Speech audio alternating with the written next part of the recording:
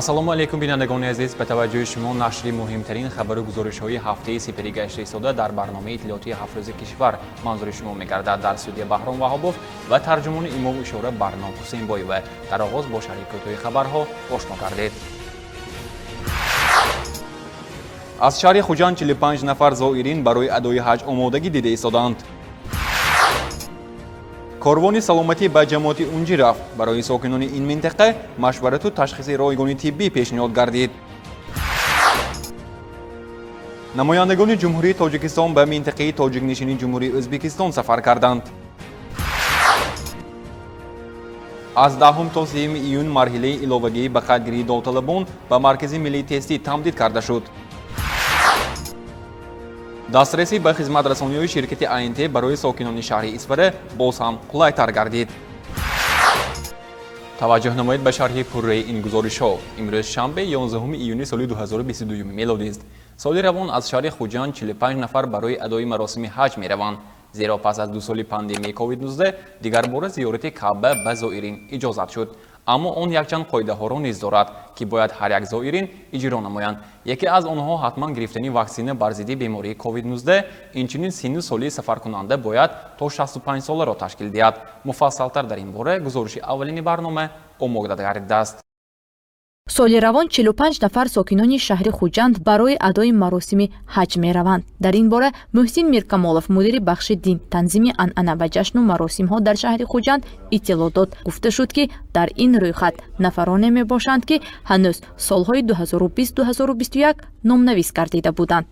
маъракаи мавсими ҳаҷ 2022 тибқи ҷаласаи ситоди ҷумҳуриявӣ оид мавсими ҳаҷ 2022 ки дар назди бовуни сарвазири мамлакат баргузор моҳи майи соли ром баргузор гардид ва тибқи талаботи давлати шоигаи Арабистони Саудӣ имсол мана ба ҳамагон маълум аст, ки яъне мавсими ҳаҷи 2022ро иҷозат, лекин бо теъдоди кам, яъне бо назар доштани ки дар давлатҳои хориҷӣ ҳола ҳам вуҷуд дорад, яъне бемории зидди коронавирус COVID-19. бинобар ҳамин ба ҳами шаҳру тамоми давлатҳо, яъне то 50% муқаррар шудагӣ солҳои қаблие ки бедодан муқаррар шудагӣ, яъне дар ҷумҳурии мо ҳам низ бо назар дошти ҳамин аз ҷониби кумитаи дин танзимана ҷашнвороз назди ҳукумати ҷумҳурии Тоҷикистон ба ҳамин шаҳру ноҳияҳо 50% дие ки қаблан рӯйхатҳое ки 2020 ташкил шуда буд барои сафарбар, лекин аз сабаби бемории COVID-19, яъне соли 2020-2021 равона карда нашуд, аз рӯи ҳам ҳуҷҷатҳо сафарбар карда шуда истодан. албатта ин чиз хушбахтона мардум аз қабул карданд, ки мана 2 сол боз ки набуд, имена имсол камтар бошадам иҷозат шудагӣ аз рӯи ҳамун тартиби муқаррар карда сафарбар карда мешавад. бояд қайд манам, ки маблағи сафари ҳаҷ 2022 аз ҷониби хадамоти зидди инҳисорӣ назди ҳукумати ҷумҳурии Тоҷикистон ба маблағи 6520 сомонӣ муайян карда шудааст ва мардум аллакай мардуми тибқи рӯйхат мерафтагиҳо, яъне ба пардохт карда истода. дар назар аст, ки рӯзҳои наздик ҳафтаи наздик аниқтараш рӯзи сафар муайян карда мешавад ва он сафарбар карда мешавад. дар соли равон квота барои зиёрат дар Макка ва Мадина барои кишварҳои хориҷӣ тақрибан 2 баробар коҳиш ёфтааст. дар солҳои 2020 ва 2021 тибқи тасмими мақомоти Арабистони Саудӣ бо далели маҳдудиятҳои пандемия имкони рафтан ба ҳаҷ набуд. соли равон бошад ин маҳдудият бардошта шуд. арзиши сафар барои сокинони Тоҷикистон 6520 сомониро ташкил медиҳад, ки ба ин маблағ рафту омад тавассути ҳавопаймо ва дигар хизматрасониҳо дохил мешавад. ба он маблағи ҳоҷон пардохт мекунанд. аз ҳамин нишасте ки бар тайёрие ки аз шаҳри Хуҷанд парвоз мекунанд мешинанд, ҳамон чанд рӯзе ки муайян карда шудааст аз ҷониби кумитаи дин, яъне ҳамон қадар рӯз, яъне ба тайёра, ҷои хоб, ба бурдани аз шаҳри дигар шаҳр ба бурдан, дигар нақлиётҳои ҷамъиятӣ ва дигар сайрое ки дар онҷо дар нақша ҳаст, аз рӯи программае ки дар онҷо ҳаст, боз ҳамон ба шаҳр ба фурудгоҳе ки аз онҷо нишаста буданд оварда мемонад, ҳамаш ба ҳамин маблағ медарод. синну соли зоирин то 65 соларо дар бар мегирад. маросими аслии ҳаҷ имсол аз 7 то 12 июл баргузор мегардад. ҳар яке аз зоирин аллакай тамоми ҳуҷҷатҳои худро омода ва маблағи сафарро низ супоридаанд. талаботи давлати шоҳигаи Арабистони Саудӣ имсол شهروندانی که سینشون از 65 هستند محدودیت قبول کرده شده با سبب آنه که چخیل قید کردیم حالا هم در دیگر دولت ها بیماری کووید 19 وجود دارد برای همین محدودیت به سن سالی کلان سالان قبول کرده شده است یعنی انیقترش تولدی 57 ماه ایول تا ماه ایول یعنی اجازه نیست یعنی از بعد ماهی که بعد ماه ایول باشه دیگر اجازه هست 65 ساله این محدودیت ها قبول کرده شدگی و نظر داشته بعد اون که اون یعنی بیماری داشته باشن سفر میکردگاه یعنی سرتیفیکاتی کووید 19 البته ما شما بخارست در دام این 2 سال ما قریب که تقریبا اون رسمی امورهای رسمی 80-90% جمهوری اهالی تاجیکستان علاقه همه من واکسینه یعنی که واکسینه کرده سرتیفیکات ها رو در دست دارند و این هم خوشبختانه است که امروز من خدا شکر که در تاجیکستان ما این امروز از سری سال باز من یگان خیلی بیماری کووید 19 نیست ما باید به هر حال با کارها پرزیو کنیم تا که همین آزادی تازگی یعنی کارهای همین سانیتری را به جا بیاریم که همین بیماری ها درنده عموما پیدا نشه. иттилоъ дода шуд ки барои ҳар як аз зоирин пеш аз сафар корҳои фаҳмондадиҳӣ гузаронида мешавад аз ҷумла риояи талаботи қонуни ҷумҳурии тоҷикистон дар бораи танзими анъана ва ҷашну маросимҳо ҳатмӣ мебошад. ҳафтаи равон дар беморхонаи ноҳиявии ҷамоати унҷаи ноҳияи бобоҷон ғафуров корвони саломатӣ ташкил гардид. дар ин рӯз нафарони зиёде барои ташкил ва муоинаи тиббӣ ба ин ҷо омаданд. ба ҳамаи муроҷиаткунандагон ташхис, таҳлил ва муоинаи ройгон пешниҳод карда шуд. баҳри солимии аҳолӣ ва саривақт аз ташхису табобат гузаштани сокинон дар беморхонаи ноҳиявии рақами 4-уми ҷамоати унҷаи ноҳияи бобоҷон ғафуров корвони саломатӣ ташкил гардид. барои аз ташхису таҳлил ва муоина гузаштан сокинони зиёде ҷамъ омада аз монаи табибон гузаштанд. тамоми таҷҳизотҳои муосири тиббие ки барои ташхис ва таҳлил пешбинӣ карда шудааст дар дохили 2 адад нақлоти махсуси сайёр ҷой дода шуда буд ки табибон сокинонро аз муоина гузарониданд. иттилоъ дода шуд ки ҳамаи ташхису муоина ва маслиҳат дар ин рӯз барои сокинон ройгон ба роҳ монда шудааст. امروز در مرکز سلامتی دهاتی اونجی کاروان سلامتی گذرانده شده است که در اینجا بسیار نمودی تشخیص ها معاینه ها رایگان می باشد از آن جمله رنتگن اوزی اکگ به طور رایگان تحلیل ها نیز به طور رایگان گذرانده شدند و دید خیلی که ما دیده ایستادیم بسیار مردم جمع آمدند زیرا پیشه که به آنها خبر داده شده بود که امروز کاروان سلامتی میگذرد و هر نفری که می توانند آمده از همین گذرند با آنها پیشکی خبر داده شده بود و خیلی که ما امروز دیده ایستادیم بسیاری از نفران آمده از تشخیص ها گذشته ایستادند. این یکی از راه‌های پیشگیری بیماری می باشد که زیرا در اینجا بیماری‌های چشم، بیماری‌های گوش را هم دیده ایستادند. бояд гуфт ки ташкил гардидани корвони саломатӣ дар асоси дастуру супоришҳои пешвои миллат муҳтарам эмомаллаҳмон ва раиси вилояти суғд раҷаббой аҳмадзода роҳандозӣ карда шудааст. тибқи иттилои масъулин минбаъд низ дар ҳамаи деҳаҳои шаҳру навоҳии вилоят баргузории чунин маъракаи солимгардонӣ яъне корвони саломатӣ дар назар дошта шудааст.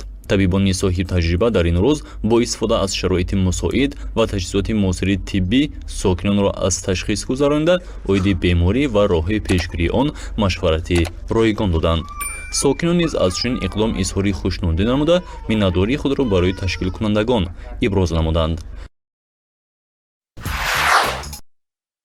намояндагони ҷумҳурии тоҷикистон бо роҳбарии раиси федератсияи иттифоқҳои касабии мустақили тоҷикистон маликшон неъматзода бо даъвати раиси федератсияи иттифоқҳои касабии мустақили ӯзбекистон қудратулло рафиқов бо сафари корӣ ба вилояти Фарғона ташриф оварданд.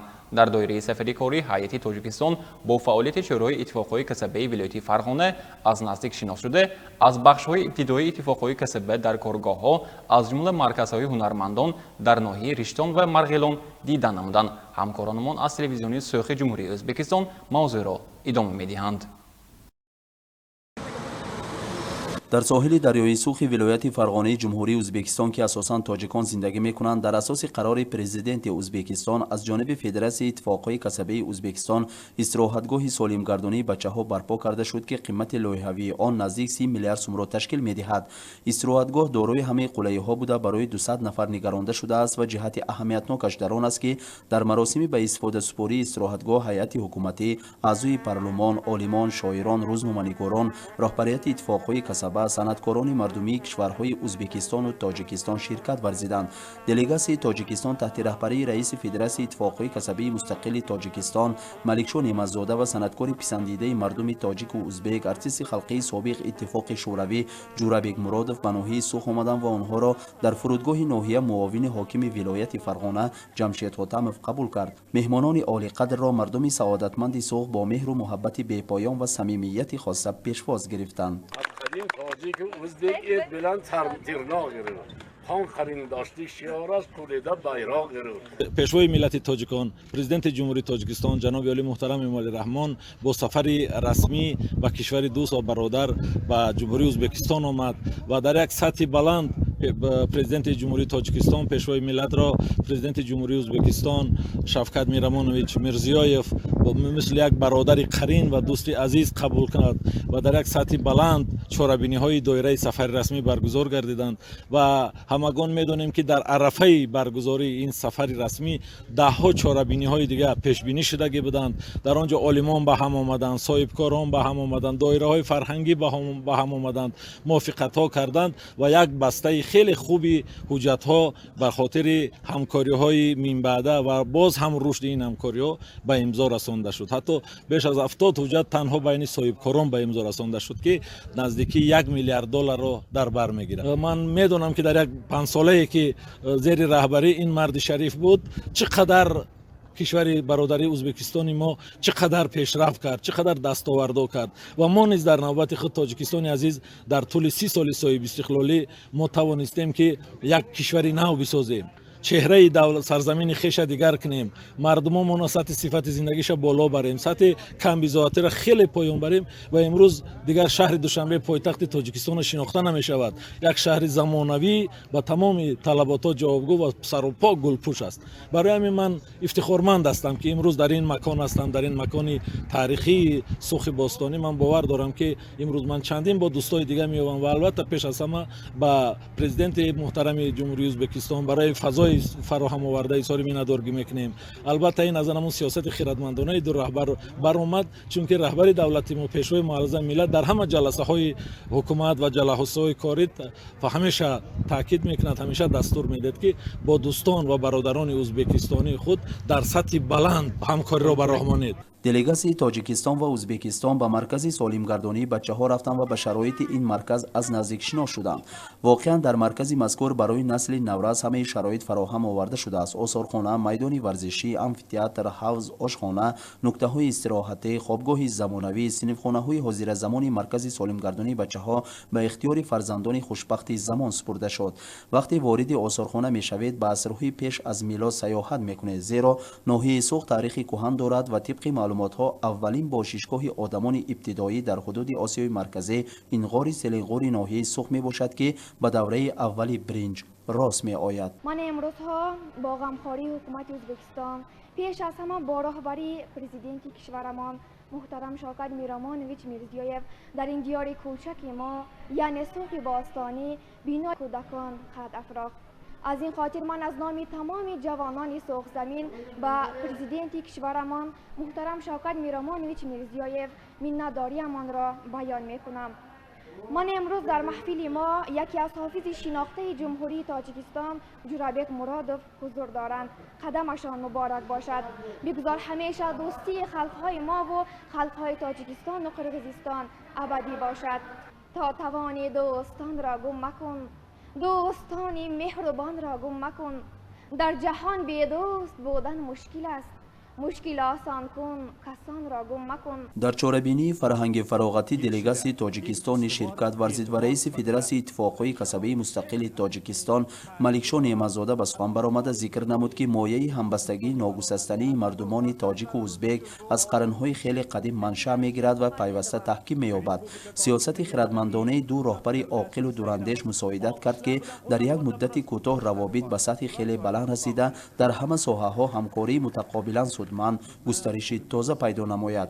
از جانب فدراسیون اتفاقهای کسبی مستقل تاجیکستان به مکتب‌های ناحیه سوخ کتاب‌های درسی و ادبیات‌های بدیعی با زبان تاجیکی تقدیم کرده شد.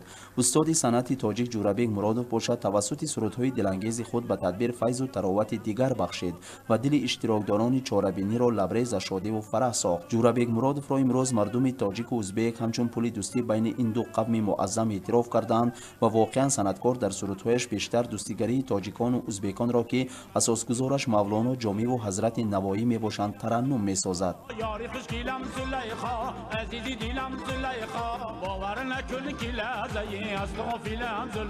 سپاس و سرود و درود و نوا به همه شما. ما از تاجیکستان عزیز همه مهر و محبتی هموطنان، مهر و محبتی تاجیکستان آوردیم، مهر و محبتی ازبکایی که در تاجیکستان زندگی میکنن. تاجیکستان اولی دور من ازبکیم گفتا بیشتر راست گویم هر کدام سوگلیم در جان قدر. ممکن نه این دوستی گم کردن چون ما از حضرت جامی و حضرت نوایی این رشته طلایی ماندگی ما حقوق نداریم این دوستی خیانت کنیم. برای همین تاجیک و ازبک این از قدیم دوست، از قدیم برادر، اینا جدا کرده نمیشه. گوشت و ناخن از قدیم تاجیک و ازبک ایت بلندتر ترناغ ایرر قان قرین داشته شیارش کولیده بیراغ ایرر. سردار دولت تاجیکستان پرزیدنت تاجیکستان امام علی رحمان به ازبکستان آمدن. اون کسی آمدنشان همین 10 میلیون تاجیک آمدگیش حساب دیه. وقتی که شوکت میرامانویچ تاجیکستان بیان 33 میلیون ازبکستان آمدگی حساب. برای همین قدم ها شد قدم های نیک، قدم های صلح، قدم های آبادی. سوخ یک ناحیه دورترین کوهستان دیه. یگان زمین جای خالی نی. مهنت علی جناب مهنت کش، تاجیک و ازبک مهنت کش. تاجیک و ازبک ازلدن دوستی جانی بود و هست. بریگه قانقرین داشتک شیارش بود و هست.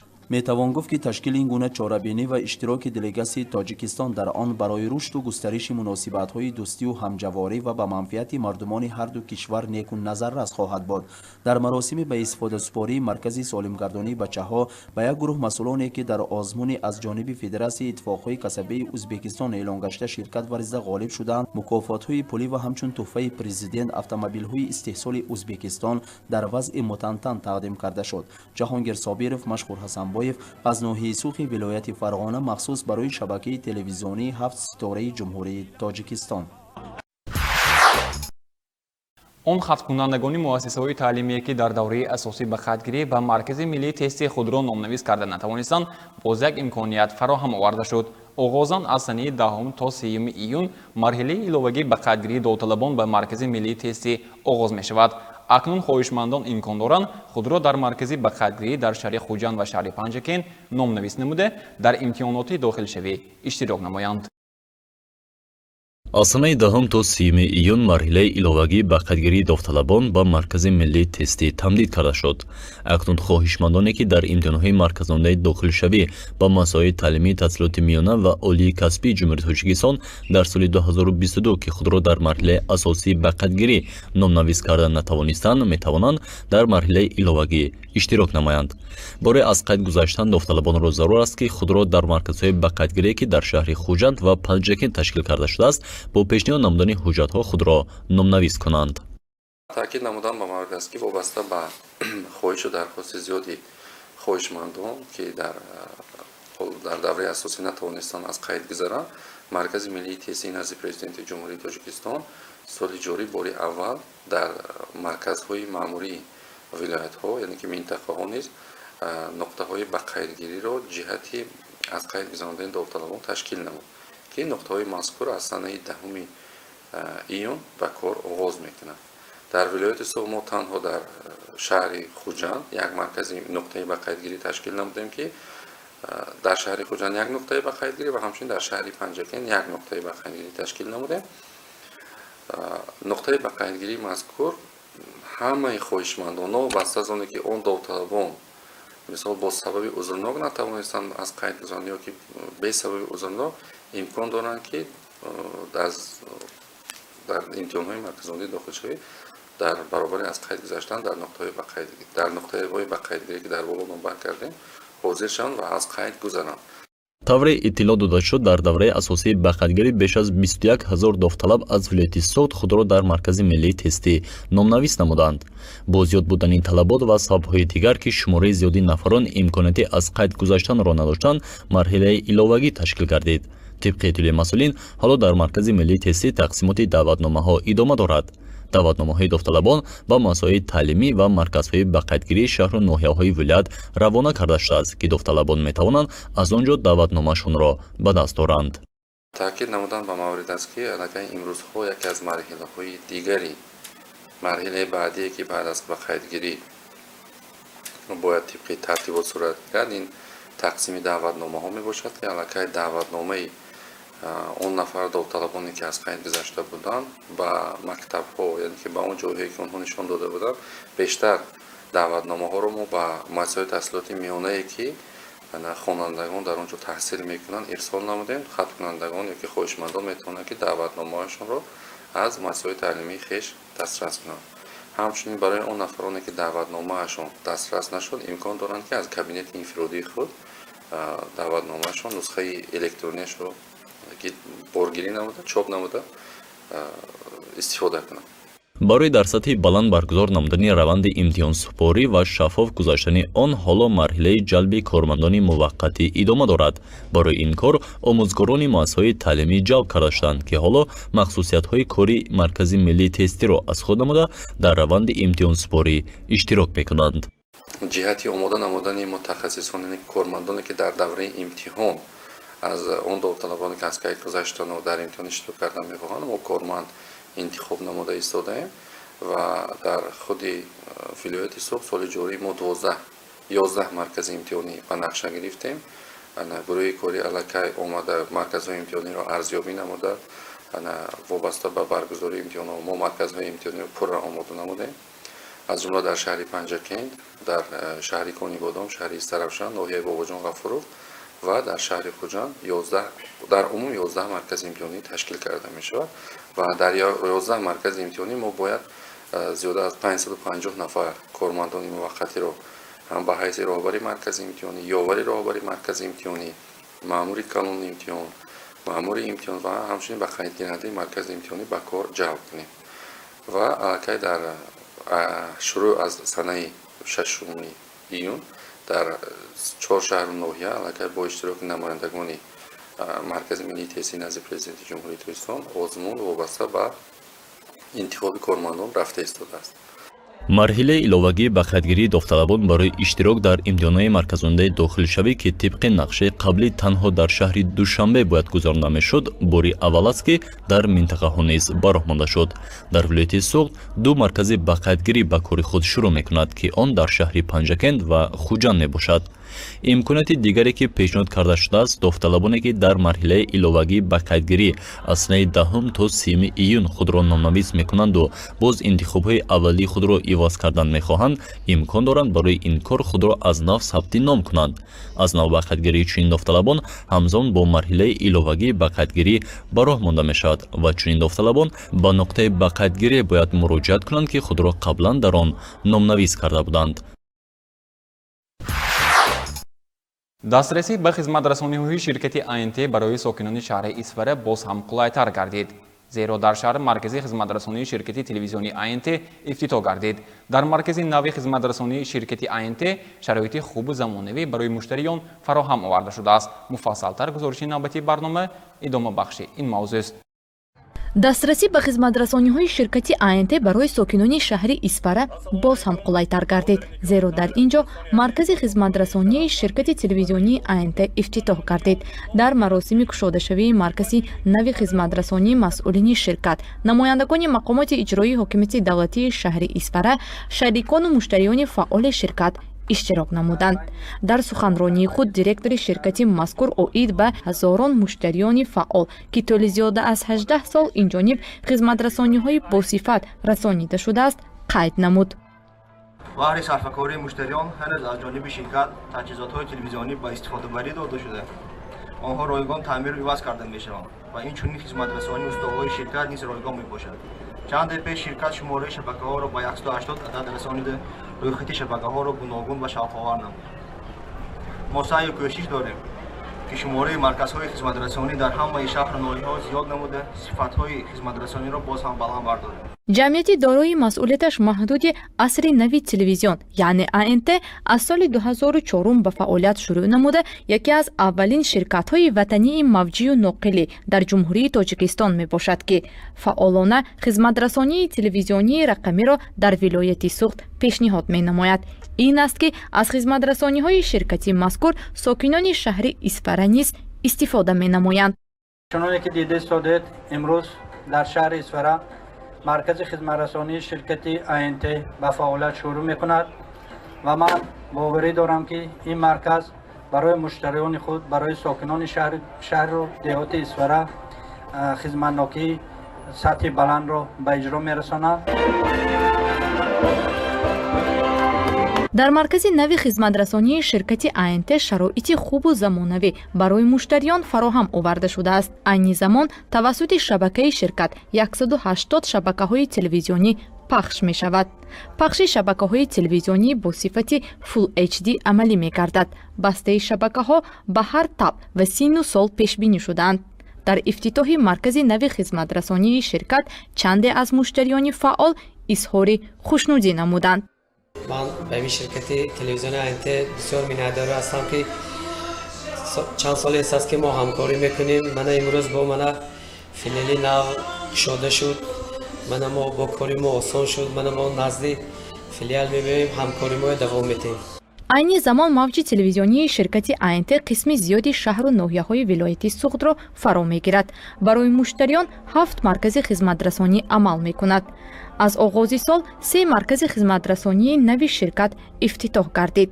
масъулин нақша доранд то охири сол дар дигар шаҳру ноҳияҳои вилоят низ чунин марказҳои замонавиро ифтитоҳ кунанд. барои боз ҳам ба муштариёни худ наздик шудан ва сифати хизматрасониро ба онҳо пешкаш кардан имрӯз дар шаҳри Исфара боз як маркази хизматрасонии замонавӣ ба фаъолият шурӯъ намуд.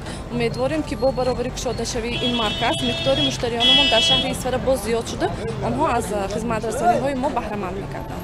маркази нави хизматрасонии ширкати АНТ дар суроғаи шаҳри Исфара кӯчаи Абдурахмони Ҷомӣ ҷойгир мебошад.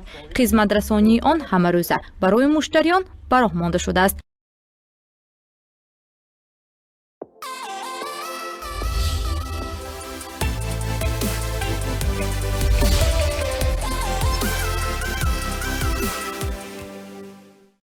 бинобар маълумоти агентии обу ҳавосанҷӣ санаи 12 июни соли ҷорӣ дар шаҳри Хуҷанд ҳавои офтобӣ пешгӯӣ мешавад. ҳарорати ҳаво рӯзона 32-34 дараҷа ва шабона 18-21 дараҷа гарм хоҳад шуд. фишори атмосферӣ 739 мм стунчи симобиро ташкил дода, намнокии ҳаво то ба 42% мерасад. шамол бошад аз самти шарқ 4 метр дар ҳар сония мевазад. бинандагони гиромӣ, ин буданд шарҳи муҳимтарин хабару гузоришҳое ки давоми ҳафта омода ва манзури шумо гардид. то барномаҳои навбатӣ танзияту хонобод бимонед.